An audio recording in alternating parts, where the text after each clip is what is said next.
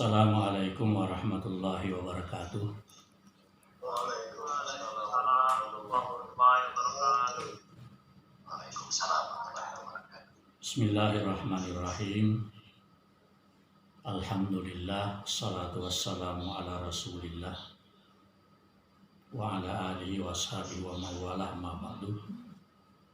Yang terhormat sahabat Kiai Haji Ahmad Muqawwam, Ketua Umum PBIKPMI,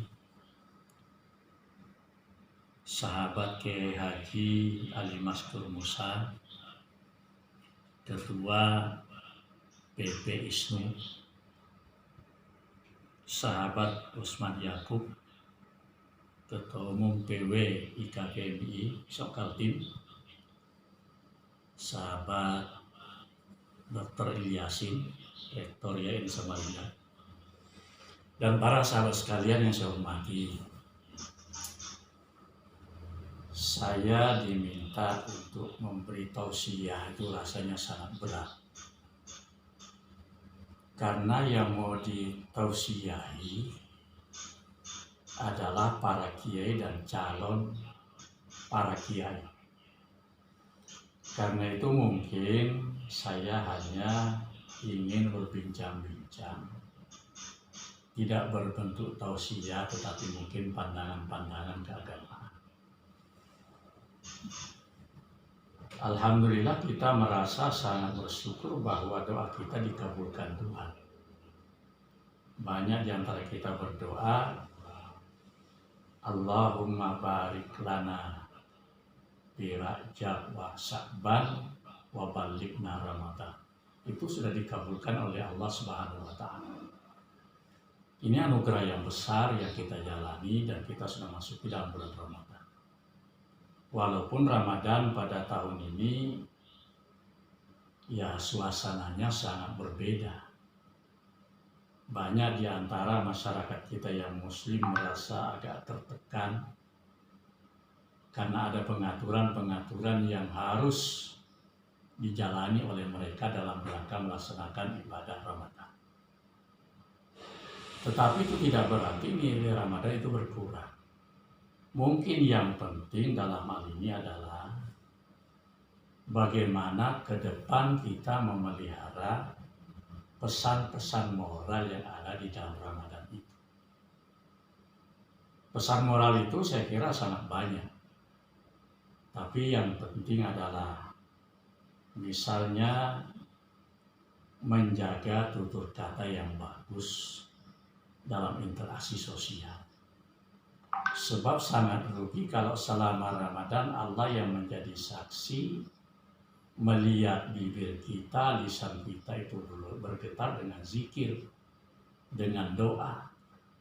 Tapi di luar Ramadan justru Allah juga menyaksikan bahwa lisan dan bibir kita itu kadang-kadang melontarkan ucapan-ucapan yang kasar, yang kotor, yang menyakiti orang lain. Jadi yang pertama di situ saya kira pesan moralnya adalah bagaimana yang terlontar dari lisan kita ini adalah ucapan-ucapan yang mengandung nilai-nilai kebaikan. Sehingga dengan demikian harmonisasi masyarakat kita bisa terpelihara. Itu pesan moral yang pertama. Pesan moral yang kedua, kelihatan sekali dalam Ramadan itu orang rajin salat. Kemudian puasanya begitu mantap. Ini mungkin karena dalam bulan Ramadan itu ada nilai yang dikejar. Seolah-olah nilai itu kalau ingin diambil sepenuhnya, itu modal yang cukup untuk menjalani hidup ke depan. Saya kira yang paling penting bolehlah kita ngambil itu. Tapi yang paling penting adalah bagaimana nanti hubungan kita dengan Allah lewat salat sepanjang tahun ini sampai masuk Ramadan berikutnya. Begitu juga kebiasaan puasa yang wajib kita jalankan dalam bentuk kegiatan puasa yang sifatnya sunnah dalam rangka tetap kita dekat kepada Tuhan. Nah, yang ketiga yang menarik, bahwa kalau orang mengatakan bahwa Nabi mengatakan bahwa di dalam bulan Ramadan itu sebenarnya kita punya kekuatan. Kekuatan untuk tidak terpengaruh oleh kekuatan setan. Bisakah ini dipertahankan ke depan? Sehingga kita bisa betul-betul mampu mengendalikan diri kita. Supaya ke depan apa yang kita lakukan terkendali dalam naungan ridha Allah Subhanahu wa Ta'ala. Saya kira kita semua kepingin sih masuk dalam surganya Allah. Dan Allah sudah mengatakan itu bahwa yang dijanjikan masuk surga itu apa yang dikatakan oleh Allah dalam Al-Quran, wa amma man khafa maqama rabbih wa nahan nafsa 'anil hawa fa innal jannata hiyal ma'wa. Jadi yang disiapkan surga oleh Allah adalah orang yang seperti itu, yang takut terlepas dalam naungan keredaan Tuhan, kebesaran Tuhannya, dan yang bisa mengendalikan dirinya dalam perjalanan hidup. Itulah calon penghuni surga. Selanjutnya, pesan moral yang lain adalah bahwa selama Ramadan itu kita mensucikan diri. Selama Ramadan itu kita memproses diri menjadi manusia-manusia yang memiliki kemuliaan di sisi Allah Subhanahu wa Ta'ala. Bahwa nilai kemuliaan kita berbanding lurus dengan nilai ketakwaan yang kita miliki. Pak Kiai Haji Ahmad Mukawam tadi mengatakan bahwa tujuan ibadah puasa itu takwa. Nah, oleh karena itu maka bagaimana memiliki ketakwaan. Ketakwaan adalah kepatuhan. Kepatuhan kepada syariat. Kepatuhan untuk melaksanakan apa yang menjadi kewajiban.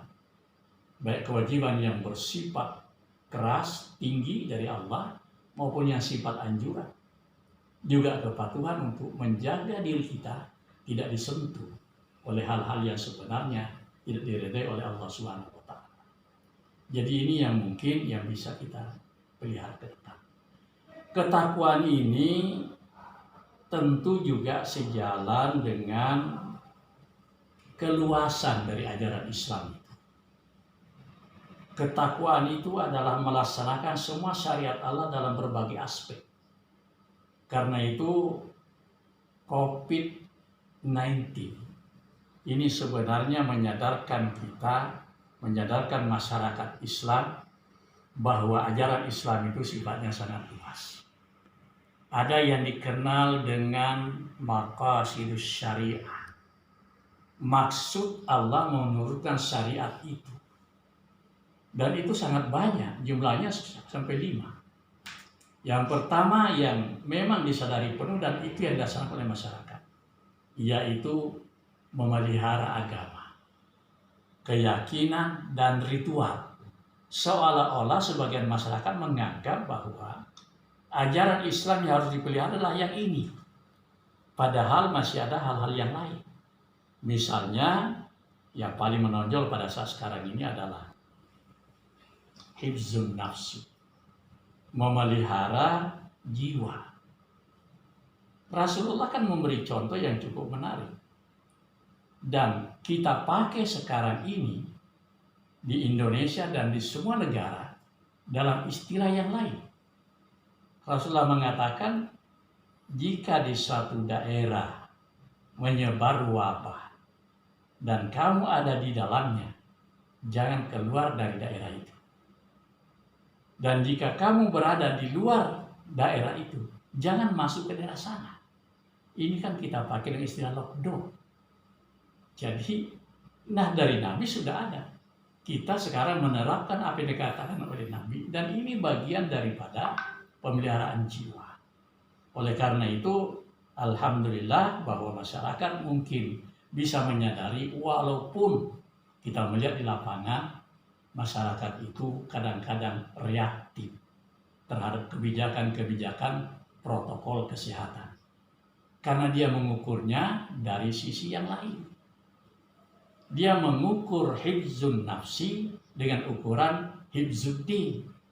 Sehingga ada benturan-benturan yang kadang-kadang para ulama-ulama, para mubalik-mubalik kita melontarkan ucapan-ucapan yang menabrak protokol kesehatan. Dan itu membingungkan masyarakat kita di lapangan.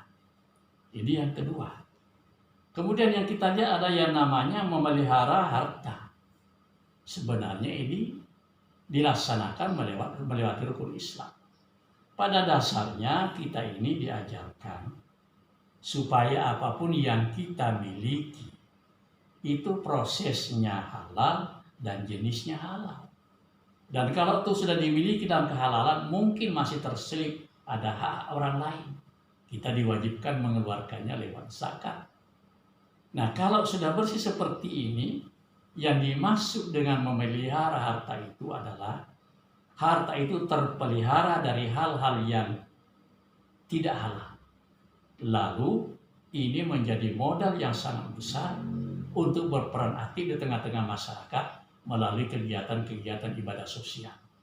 Jadi hartanya itu modal untuk masuk surga. Cuma karena kadang-kadang tidak disadari bahwa ini juga ketakwaan dalam melaksanakan syariat Islam, banyak yang salah di dalam memahamkan ini. Ada yang mengatakan nggak apa-apa kita mengambil sembarangan.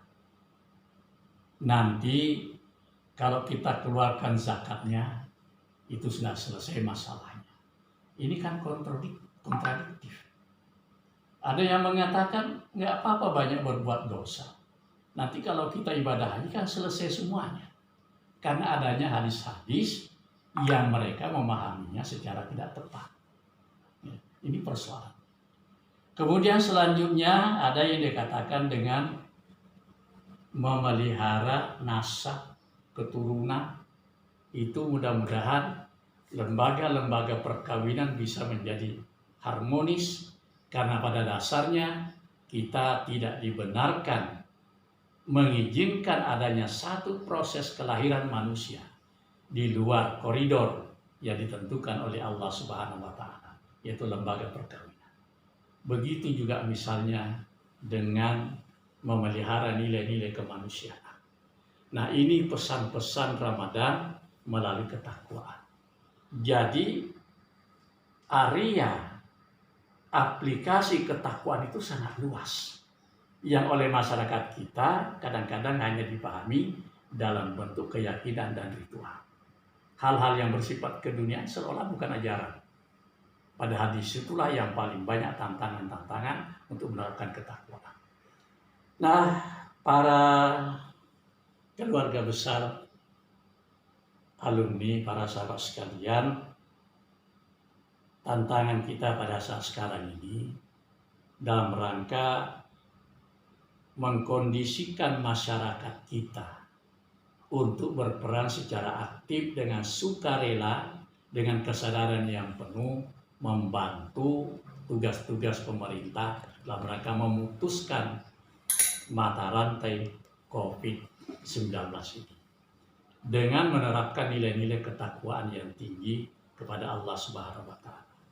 Jadi kalau kita bertakwa, maka ketakwaan itu sebenarnya masuk dalam semua lini kehidupan kita sehari-hari. Tidak dibatasi pada ritual-ritual. Mudah-mudahan juga kita mulai diajarkan lewat COVID ini perlunya tingkat kedisiplinan. Mudah-mudahan kedisiplinan ini menjadi ciri khas kita. Kita juga diajarkan bahwa kelemahan-kelemahan kita umat Islam sekarang ini kadang-kadang di wilayah-wilayah tertentu yang sifatnya kumuh, yang kadang-kadang tidak bersih, bahwa walaupun sering kita mendengar an-nazafa minal iman, sering kita mendengar bahwa innallaha nazifun yuhibbun nazafa, Allah itu bersih, senang kebersihan. Tapi dalam praktek kehidupan kita masih jauh. Nampaknya COVID mengajarkan kita supaya pola hidup bersih bisa diterapkan, pola kesehatan, protokol kesehatan bisa diterapkan. Saya kira ini yang saya sampaikan secara singkat dalam kesempatan ini. Mohon maaf lahir batin dalam kesempatan bulan Syawal ini. Mudah-mudahan apa yang kita jalani selama Ramadan bisa menjadi pewarna dari warna kehidupan perjalanan kita ke depan sampai ketemu Ramadan bulan depan. Wallahul muwaffiq ila aqwamit thoriq. Assalamualaikum warahmatullahi wabarakatuh.